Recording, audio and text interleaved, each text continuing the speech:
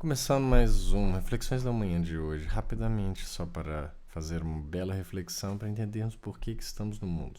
Afinal, eu recebi esse corpo, você recebeu o seu corpo e nós estamos em interação através de energia elétrica e pixels e internet e dados, enfim. Mas a gente consegue se comunicar, a troca de nossa informação, que nem é presencialmente na matéria, é o suficiente para que possamos desempenhar a nossa função de trazer conhecimento e claridade ao mundo. O que acontece? Desde a antiguidade, os homens vêm questionando a respeito da sua própria existência no mundo, sobre o universo e suas coisas afins. E nessas perguntas, muito foi se aprendendo sobre matemática, sobre ciência, sobre religião, sobre a nossa função no mundo, sobre biologia, enfim. Mas nós sabemos muito pouco ainda a respeito de nós mesmos. É como se fôssemos, eu gosto dessa seguinte analogia. Imagine que estamos num cupinzeiro, cada um de nós é um cupim. Se você perguntar para um cupim, suponhamos que ele pudesse conversar, e ele olha para o céu e você diga para ele, o que você vê? Ele diria nada, porque os cupins não têm visão. Como você vai provar para o cupim a existência de uma estrela que você vê e o cupim não vê? Assim somos nós, seres humanos. Nós temos 5 sentidos, talvez 6, para observarmos o mundo. Porém, esses sentidos são muito restritos a uma parte da física possível.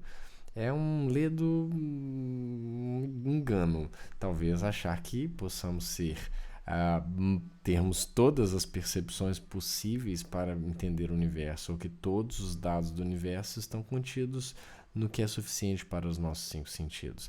Nesse sentido, a ideia do cupinzeiro nos encaixa muito bem. Nós, que somos humanos, temos esse sentido a mais apurado, que é o da visão, e os cupins não, eles não enxergam.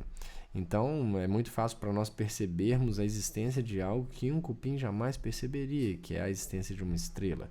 Imagine só você viver uma vida inteira sem saber da existência das estrelas. E assim é o cupim. Para ele, tanto faz.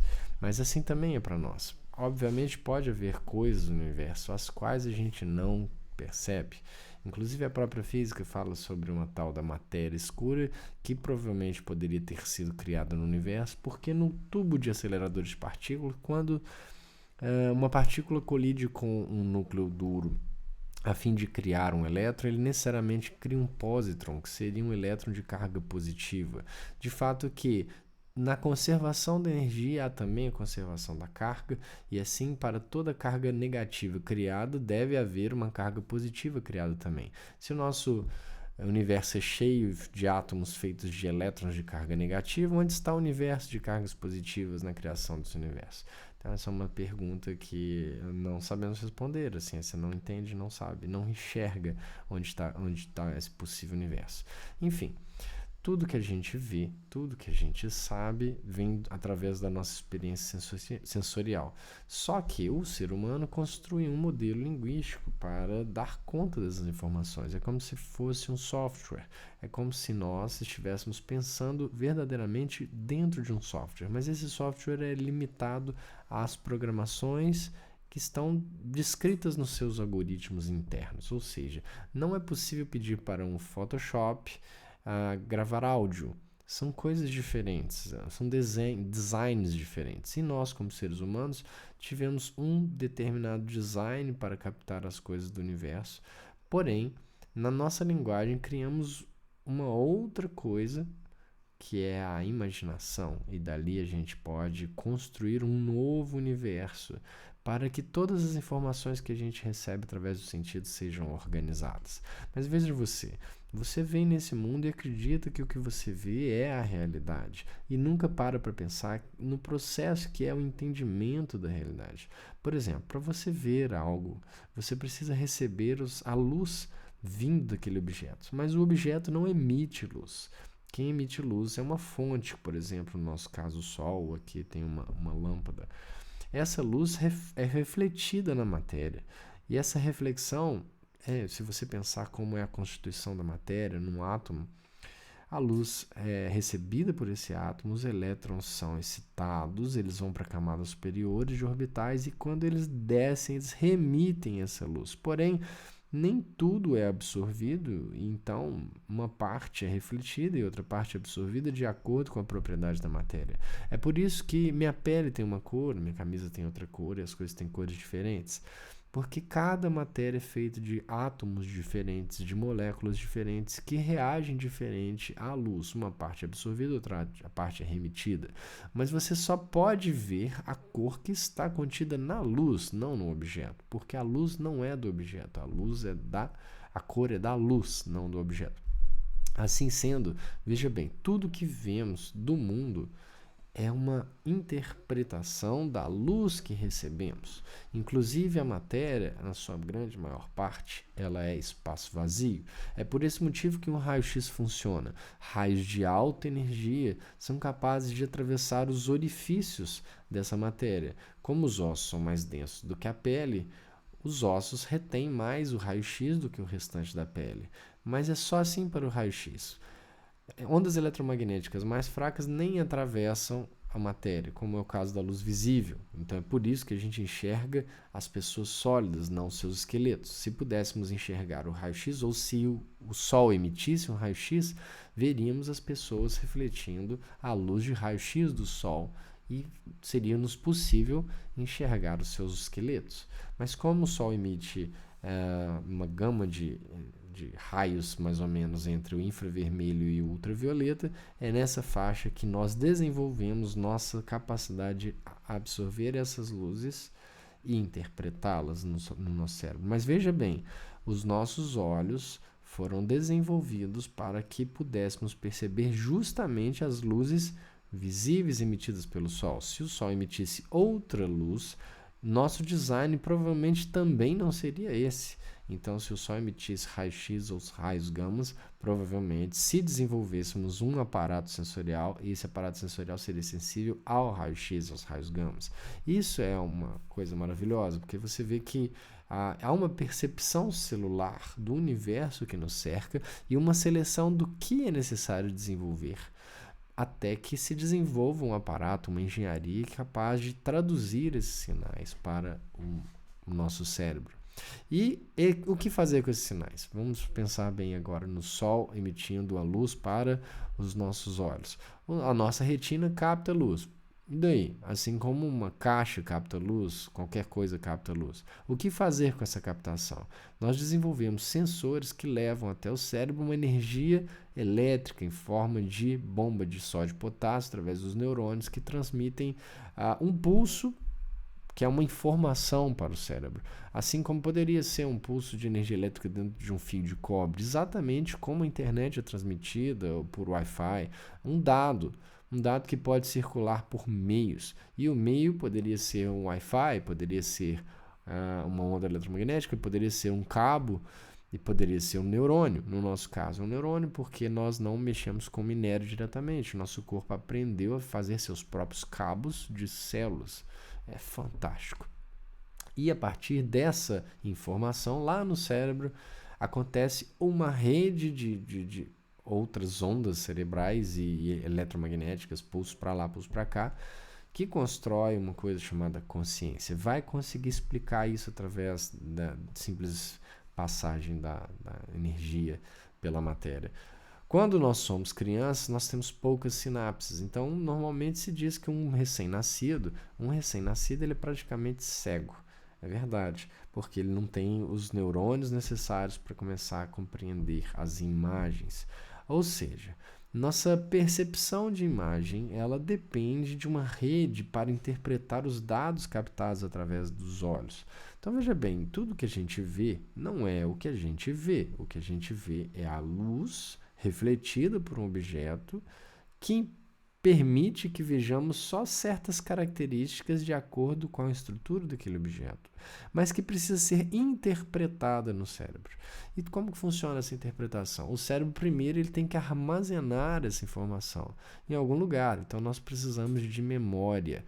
E a partir da memória a gente categoriza aquela imagem de acordo com a nossa experiência com o que já está armazenado anteriormente. Quando é a primeira vez que vemos uma coisa, ela pode causar estranheza, porque ela não está no nível das memórias, ela não é uma memória anterior. Ela vai ser o primeiro registro e a partir da segunda vez já se tornará um dado compatível com a memória. Então veja bem, a gente precisa de primeiro acessar a memória para a compreensão. Então, como dizia Aristóteles, a gente não acessa a realidade diretamente, a gente só acessa a realidade através da memória. Então veja bem, nós já não enxergamos as coisas diretamente, a gente só enxerga a luz emitida, que não é do objeto, é de uma fonte de luz. Então nunca conhecemos o objeto. Segundo, o que a gente percebe do objeto é apenas o que aquela frequência permite, porque se fossem frequências mais profundas, poderíamos conhecer o interior das pessoas, mas as ondas disponíveis nos permitem ver apenas as camadas superiores, as exteriores, e só as camadas frontais. Você nunca vai ver ao mesmo tempo as costas e a frente do seu melhor amigo. E ao mesmo tempo, para acessarmos o entendimento, precisamos de ir lá na memória, buscar na memória algo compatível com aquilo e depois recategorizar. Então, o que a gente percebe da realidade não é, na verdade, a coisa ou a realidade. É uma interpretação de um sinal externo que traz informações, mas precisa ser interpretado. Ou seja, entre a realidade e o nosso entendimento existe um abismo. Tudo que podemos perceber do universo é uma imagem indireta, é uma projeção de um mundo real. Então, o mundo real está nos dando informações. Mas o que fazer com essas informações? Precisamos reinterpretá-las. E nessa interpretação, podemos criar um novo universo. O ideal é que essa reinterpretação seja um paralelo do mundo real, já que o mundo real a gente não consegue acessar diretamente pelos nossos sentidos. Veja bem que nem o tempo é instantâneo. Ao ver um objeto, você precisa processar essa informação para reconhecer. Então, já de cara, nós nem vivemos no tempo presente, porque ao momento que você vê certa coisa, até você processar o seu entendimento, já se passou algum tempo. De forma que nem o presente das coisas a gente vê.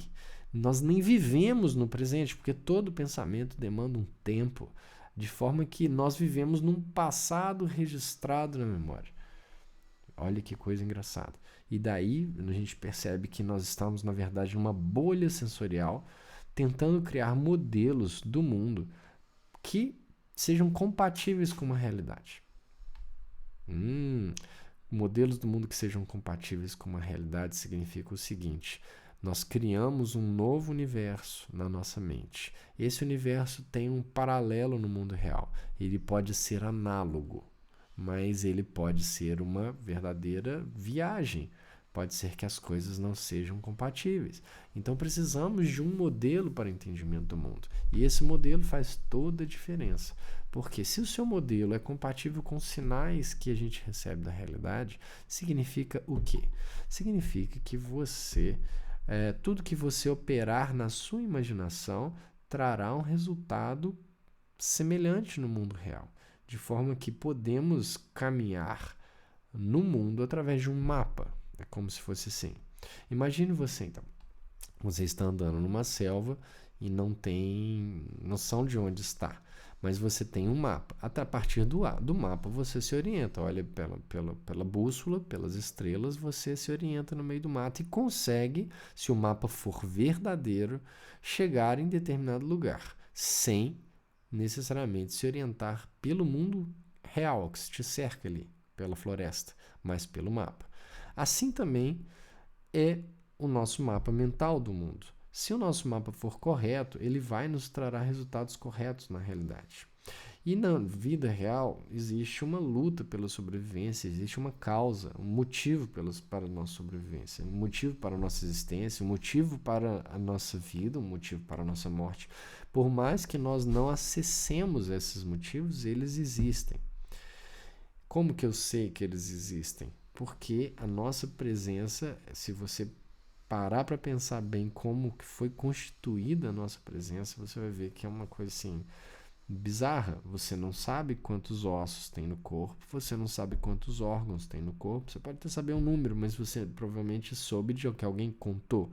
Vários estudiosos vão contribuindo, vários ancestrais, várias pessoas ao longo da história vão tendo pequenos lapsos, pequenas epifanias, insights da realidade e vão contribuindo para o mapa, que é um mosaico de conhecimentos de várias pessoas. Então, quanto mais você mergulha no conhecimento anterior que parece ser real, melhor fica seu mapa, mais nítido. E a gente vai vendo que as coisas não são tão ao acaso como parece, elas parecem ter uma percepção da realidade. Por exemplo, as plantas que voam, que têm sementes que voam, as plantas que não têm sensor, não têm sentidos, elas não têm os mesmos sentidos que os nossos, digamos assim, porque ela pode ter outros sentidos, na verdade ela tem que ter outros sentidos, porque um carrapicho, por exemplo, um carrapicho gruda no pelo de certos animais que têm pelo para transportar suas sementes para outros lugares, com uma finalidade específica. Se o carrapicho soltasse sua semente só em volta dele, ele só teria procriação daquela planta, daquele capim, em torno daquele determinado local. Por questões de sobrevivência, é importante que a gente distribua sementes por outros locais. Por quê? Porque se naquele local ficar árido, há um outro local que pode ainda ser bom para a sobrevivência. Então, para garantir a existência da espécie, aquele cupinzeiro, aquele carrapicho percebeu a existência de outros seres que tinham pelos, então percebeu a existência de pelo, desenvolveu formas engenhocas de grudar quando passasse certo tipo de animal. Então ele percebe que é animal, percebe que há pelo e percebe que ele pode desenvolver algo, uma ciência, uma tecnologia para grudar e se beneficiar daquele movimento, de algo que ele percebe. Sem olhos, sem audição, sem nada. Então, alguma percepção há. E assim como em nós. Por exemplo, a gente troca de dentes. Por que a gente troca de dentes? A gente troca de dentes porque nosso crânio cresce. Então, alguma coisa em nós percebe que é preciso ocupar um novo espaço. Isso não pode ser simplesmente uma evolução natural, uma seleção natural, porque é muito específico. Em determinada época da vida, todo ser humano troca seus dentes de acordo com o crescimento do seu crânio, porque senão ficaríamos com dentes pequenos a vida inteira, ou então simplesmente os dentes cairiam e não viriam outros, e nós morreríamos. É uma questão de adaptação, mas nós trocamos os dentes por dentes maiores, compatíveis com uma nova ossadura, um novo tamanho. Ou seja, há uma intenção. E esse dente nasce do meio do osso. Do meio do osso começa um germe de dente que se materializa dentro do rosto. E depois esses dentes ainda descem para os lugares corretos ou aproximados. Então quer dizer que pela seleção natural houve um dia um ser humano que não tinha essas propriedades e de repente nasceu por uma mutação espontânea um outro cujos dentes nasciam no meio do rosto e desciam exatamente na idade correta do crescimento, e esse ser humano foi mais apto do que aqueles que não desenvolveram dentes.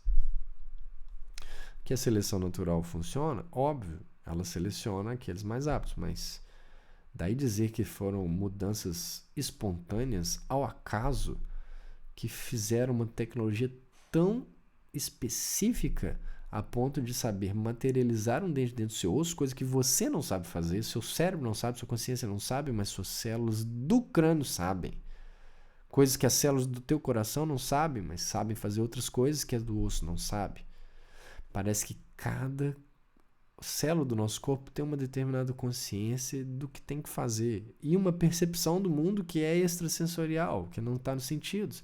Inclusive para desenvolver um olho, que é uma cavidade com uma retina, uma íris que permite abrir e fechar o nível de passagem de luz. Quando tem pouca luz ela abre, quando tem menos luz ela fecha. Gente, isso é muito específico. Isso é específico demais para você achar que por acaso nasceu um ser que tinha as células organizadas daquela determinada maneira. E desenvolver 2 olhos para que trabalhando juntos pudessem focar e que lá no cérebro pudessem construir uma imagem tridimensional. Será que isso nasceu ao acaso e o ser humano que tinha um só olho, que não desenvolveu isso, era menos apto e aí ficaram os que têm 2 olhos? Para mim é evidente que há algo que percebe o mundo e que deseja o desenvolvimento e que busca tecnologia biológica. Não tem lógica disso ser o acaso. É a mesma situação de pegarmos todas as peças de um computador, todas as peças que há em um computador desmontadas, e esperemos que, num tempo infinito, ele se organize em forma de computador. Qual é a chance disso acontecer num tempo infinito? Todas as possibilidades vão ser varridas. Não. Na física, aquele princípio que a entropia sempre aumenta, o grau de desorganização sempre aumenta, a flecha do tempo, na termodinâmica, as coisas tendem ao caos. Quando a gente tem um copo de vidro, quando ele cai, ele esfarela. Qual é a chance dele recompor-se como taça? Sem um trabalho externo. Isso está na física. Então, se as coisas se organizam, se desorganizam por si, mas para diminuição da ordem é necessário um trabalho externo, cara, há um trabalho na ordem biológica. E esse trabalho diminuiu a entropia. Bom, tem gente que acha que essa diminuição é acaso, mas então você está fornecendo ao acaso um atributo, uma qualidade de criador. Então, tudo bem. Então, o acaso organiza. O que facciamo noi? Enfim, o que eu queria dizer é o seguinte. Há algo em nós que percebe que não é nosso. Então, o nosso corpo, na verdade, ele não é nosso. Há uma intenção. E é uma intenção, inclusive, na nossa finitude. Então, em tudo, há um propósito, há um porquê morrermos, há um porquê nascermos pequenos, há um porquê nascermos de um ventre. Tudo há um porquê, e uma razão, e há uma opção. Foi isso sim como uma estratégia. Vamos tentando isso, tentando aquilo, tentando aquilo. É um ser externo? Aí eu já não posso falar. Ou é interno? Não faz diferença, esse aqui é o ponto.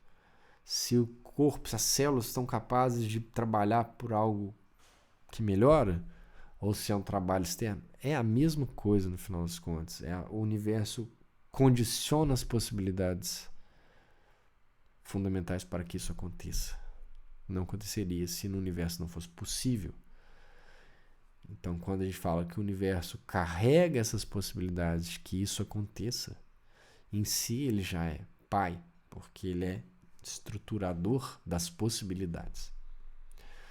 E se a ação vem de um ser externo, ou se a ação de um ser interno, é exatamente a mesma coisa, não muda nada. A possibilidade não depende do ser, ela depende da realidade. E a realidade estruturou essa condição. E nós, como seres, estamos agindo para contribuir para essa evolução.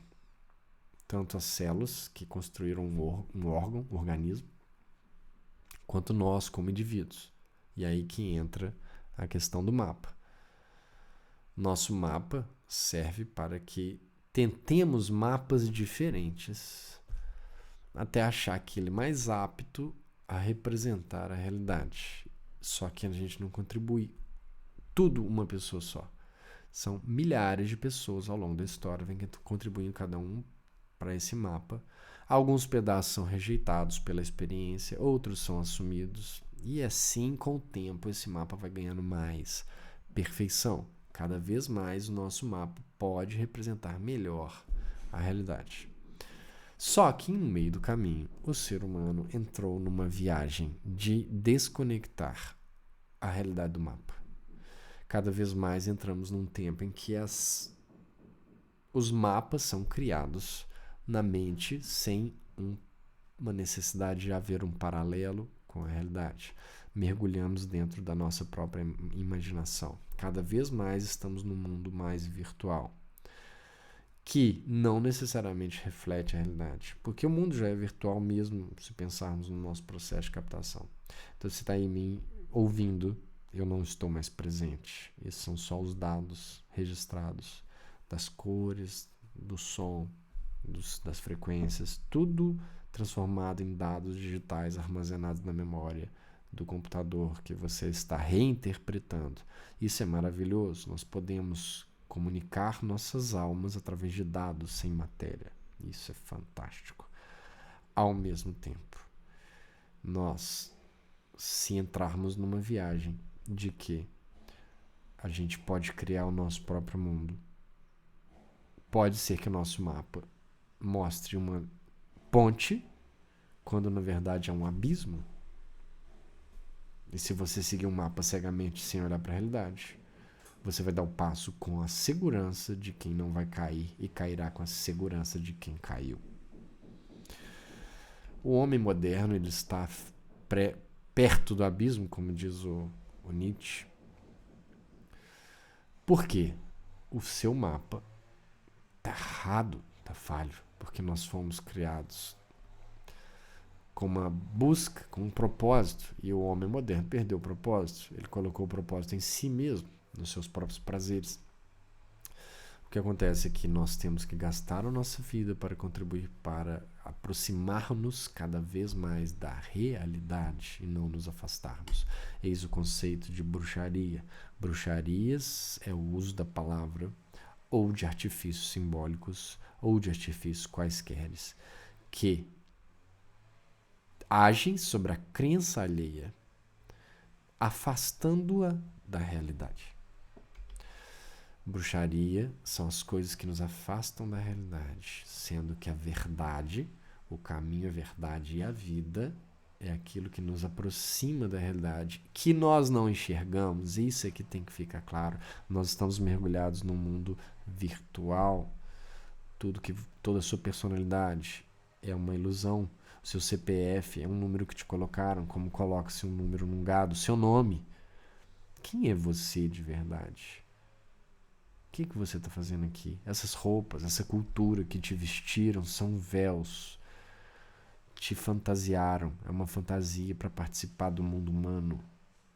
Tudo bem, é assim mesmo. Mas, se você perder a essência do porquê você está aqui, esse personagem é um palhaço, é um teatro, não vale nada. Não vale nada. Você desempenha um papel na realidade, mas seu personagem pode desempenhar ou não. Se você começa a acreditar que seu personagem é o poderoso para explorar as pessoas, você não entendeu nada. Você age contra a realidade. Nós temos que agir em conjunto. Sozinho o mapa sai errado. A gente tem que agir em conjunto, cada um contribuindo com o que pode. E não pode se gastar seu tempo de vida se não for para trazer claridade para as pessoas, trazer verdade para as pessoas, melhorar o mapa delas.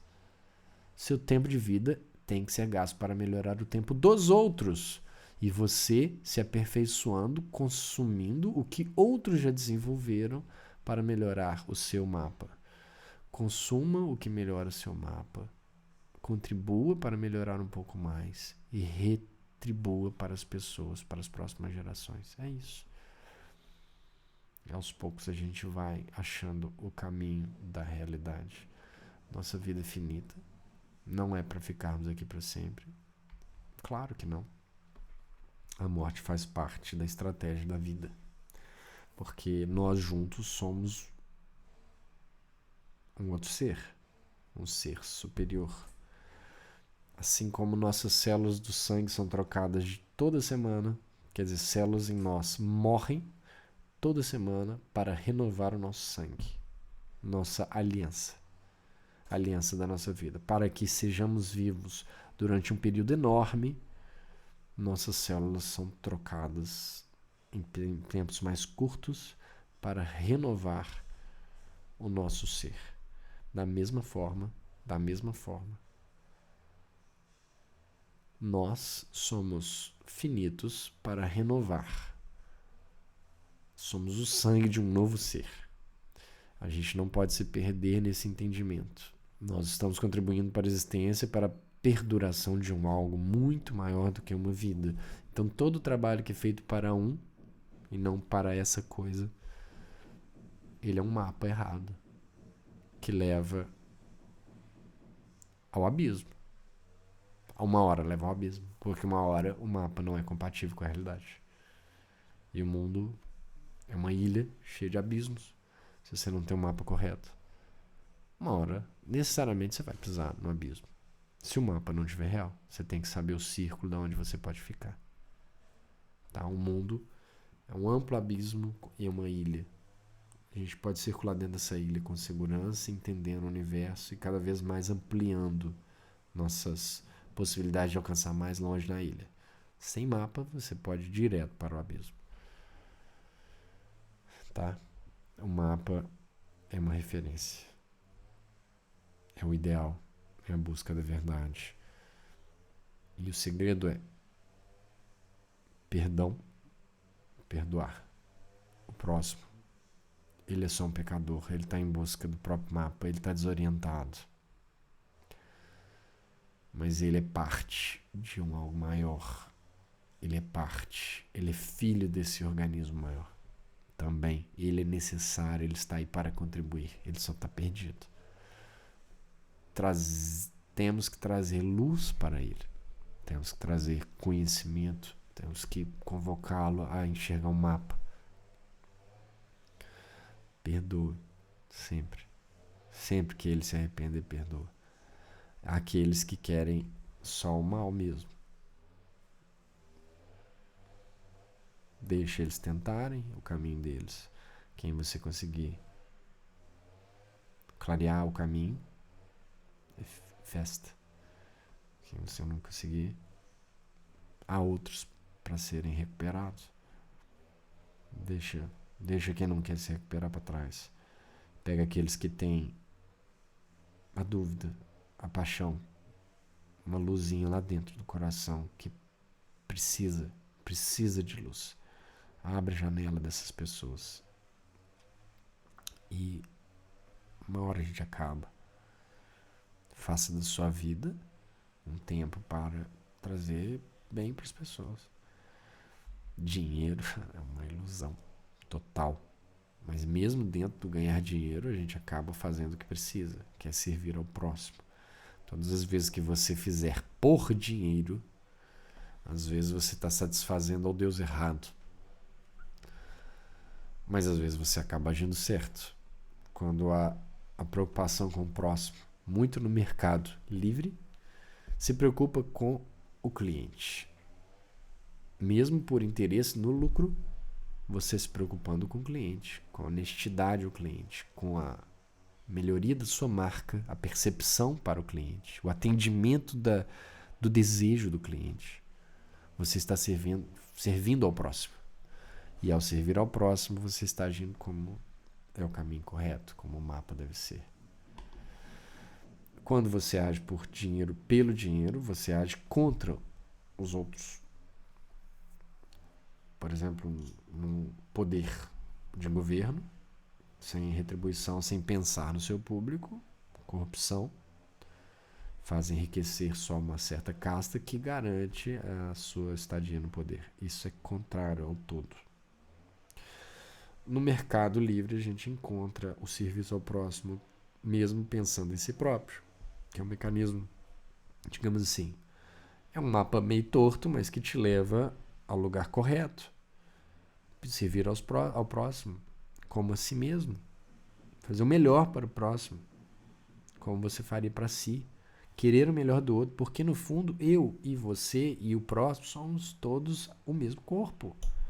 Somos células de um mesmo organismo. A gente trabalha junto para a vida eterna desse organismo. Se agimos contra esse organismo e ele morre, Morremos todos nós. Imagina, o câncer começa a sugar a energia toda para si, desordenadamente, com a harmonia do organismo inteiro. Pode até infectar com esse comportamento egoísta de absorção da energia toda para si, outras partes, e o resultado pode ser o fim do organismo. Temos que lutar contra esses cânceres, porque há esperança. O câncer tem cura. Enquanto há tempo, enquanto há vida, há tempo. Depois que não há vida, não há mais tempo. Estamos dentro de um outro organismo. Precisamos agir para ele. Nem sei quanto tempo eu tô falando aqui. 35 minutos. Basicamente, orar e vigiar significa peça a iluminação, porque há uma mecânica nisso tudo que te responde. Isso é fantástico. Mas isso é um outro assunto, tá? Nós estamos em contato com as coisas superiores, assim como as nossas células têm contato conosco. Você acha que uma célula sua sabe da sua existência? Ela simplesmente faz o que ela tem que fazer. Trabalha em harmonia com os outros. Faz o melhor de si em harmonia com os outros. É assim que você tem que fazer. Dê o melhor de si em harmonia com os outros. E traga luz para o mundo. É para os outros, não é para si. Aquela célula começa a trabalhar só para si, esquece os outros. É o câncer. A célula que faz o melhor de si para os outros, ela está fazendo o seu organismo saudável. E você é uma célula de outra coisa. E eu quero usar a minha vida para trazer um pouco da luz que eu conheço, ser o prisma do novo conhecimento, que não é novo, que é o velho, retraduzido, porque a gente precisa reforçar para ajudar o mapa de outras pessoas que estão perdidas. Não sou a luz, tem uma luz, você tem a sua luz. Eu não sou a luz está lá atrás, é só buscá-la. Eu sou um feixezinho de luz que pode ajudar alguém a encontrar a luz verdadeira. Também tem minhas trevas, tem minhas lutas. E tô disponível. Quero dispor a minha vida, que não é minha. É um erro falar minha vida. A vida não é minha. Eu ganhei uma máquina, um presente, e eu tenho um tempo para tentar fazer essa máquina funcionar da melhor maneira possível para o todo, não para mim mesmo. Porque depois a gente vai embora.